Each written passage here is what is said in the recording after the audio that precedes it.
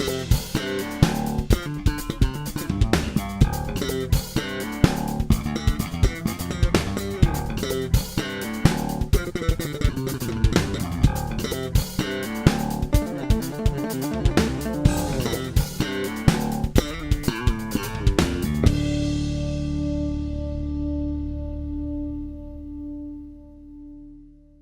bass players, I have a great lesson for you. It's on playing chords on bass, and this lesson is going to be part one of a series of lessons on chord construction.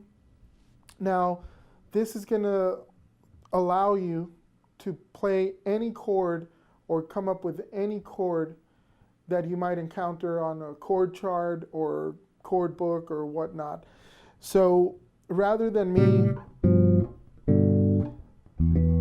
teaching you all these different fingerings for each key, I'm just going to teach you simple formulas, 2 or 3 very simple formulas, so you can create your own chords or build your own chords based on the information you get from chord charts.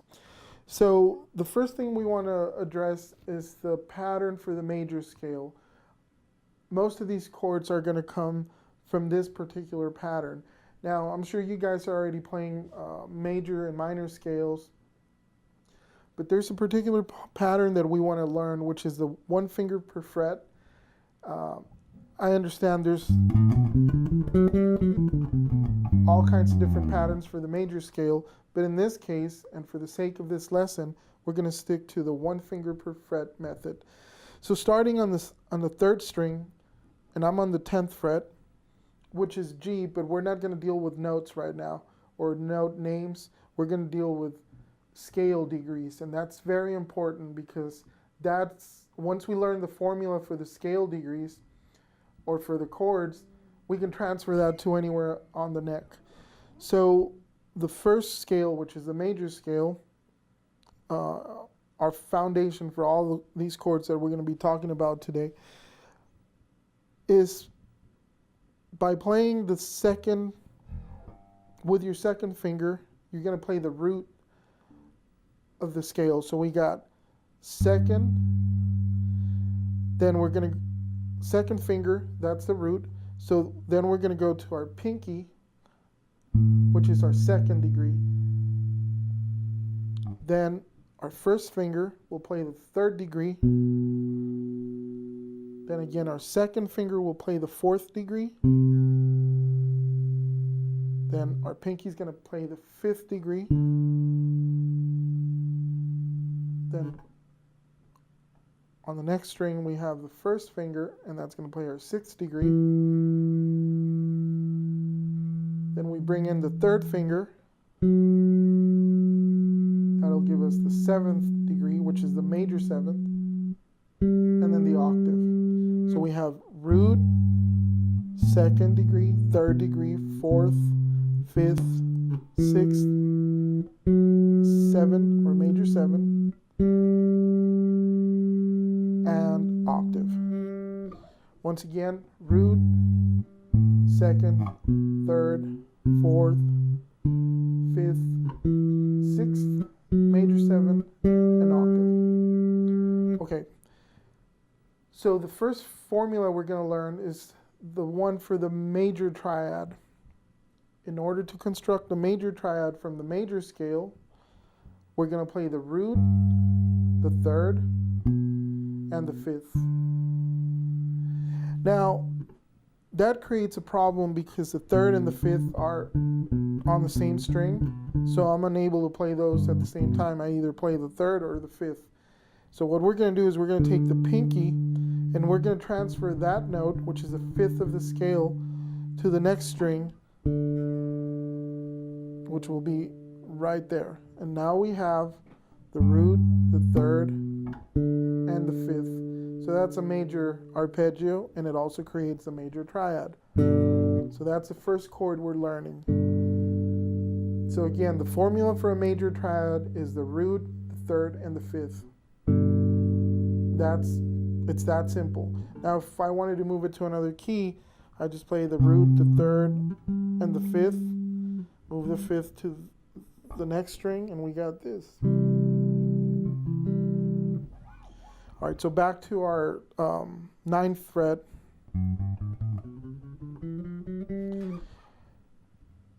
There's another note we can add to this scale and to this triad, and that'll make it a seventh chord. Now this is the major seventh chord, not to be confused with the dominant seventh, which we'll talk about in a second. Now the formula for the major seventh chord is the root, the third, the fifth, and the major seventh. So now we have one, or root, third, fifth, and seventh. But again, we have the same problem we had with the triad before this, that the third and the fifth are on the same string. So instead of moving this to the next string, because that'll create another problem, the fifth and the seventh will be on the same string, we're just going to avoid the fifth altogether. Now, people say that the fifth is the least important chord tone in a chord. I tend to disagree with that. There's a lot of cool stuff we can do with the fifth, but that's for another lesson. So for now, and for the sake of simplicity, we're just going to get rid of the fifth. So we'll have the root, the third, we're going to skip the fifth, and we're going to play the major seventh. So we have this chord now. That's a major seventh chord. So we've learned two chords from the major scale. The first one is the triad, which is the root, third, and fifth. So we have this. And we also have the root, third, and seventh for the major seventh chord.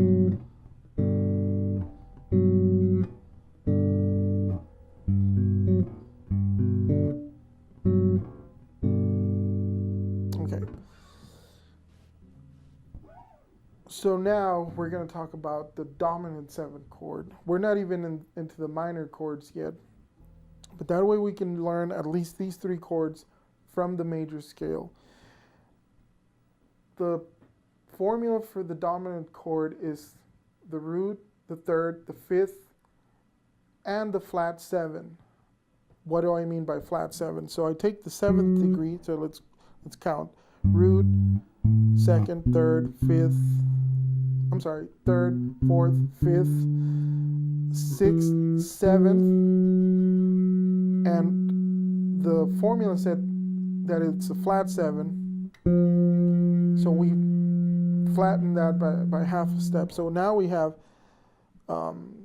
root, third, fifth, and the flat seven, or dominant seven, as it's known sometimes or referred to sometimes.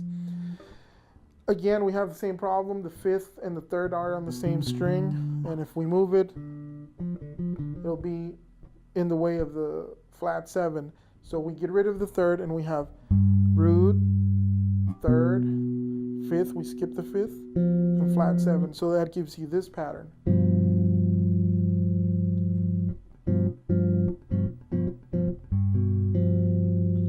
Okay, so we got three chords now. We have the major triad, which is root, third, and fifth. Then we got the major seven, which is root, third, fifth, and seventh, skipping the third. And then the dominant, which is with the flat seven, root, third, fifth, and flat seven. So you get those three chords. All right, let's move on. Now what we need to do is we need to take this major scale and turn it into a minor scale. In order to do that, the simple formula is flat 3, flat 6, and flat 7. So we know we got the root, second, flat 3, fourth, fifth, flat 7, flat 6, flat 7, and octave. So this is the pattern. Root, second, flat 3, 4, 5, flat 6, flat 7, and octave.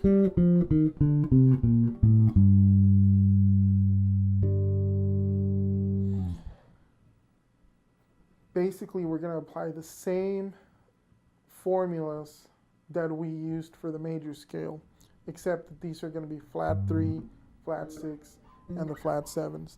So now, the formula for the minor triad is the root, the third, and the fifth.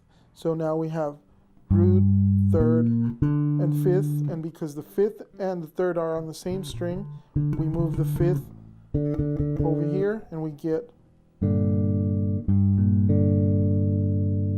look at how beautiful that sounds. So you get the arpeggio, and you get the chord.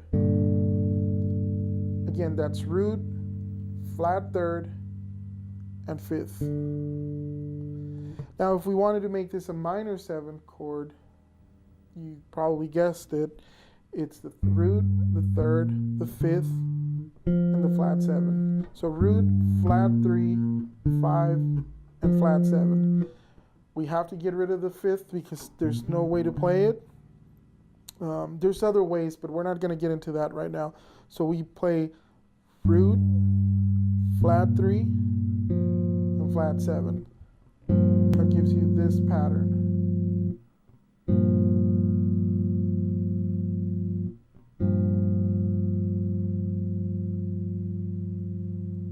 So we have the triad, which is root, flat 3, and 7, and 5, I'm sorry. That's a triad. And then this is the minor 7th chord, which is the root, flat 3, 5, and flat 7.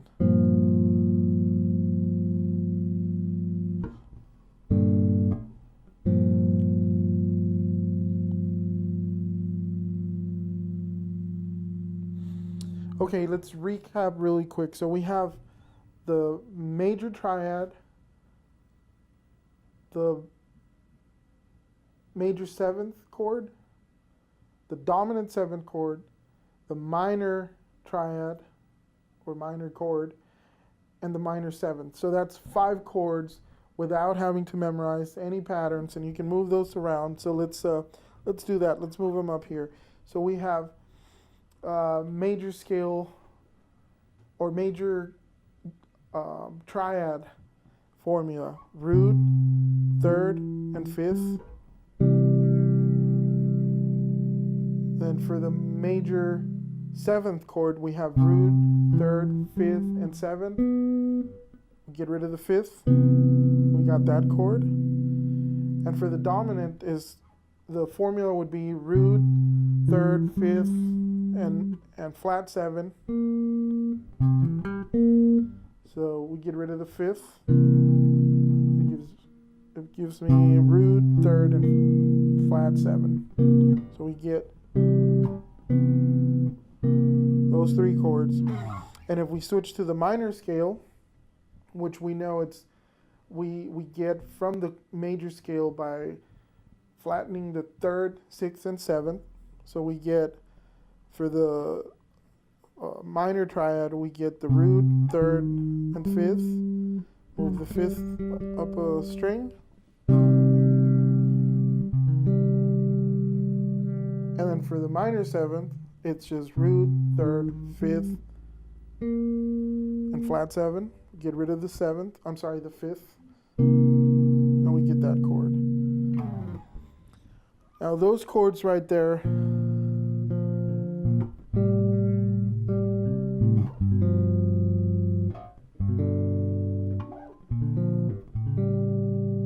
can move them just about anywhere on the neck.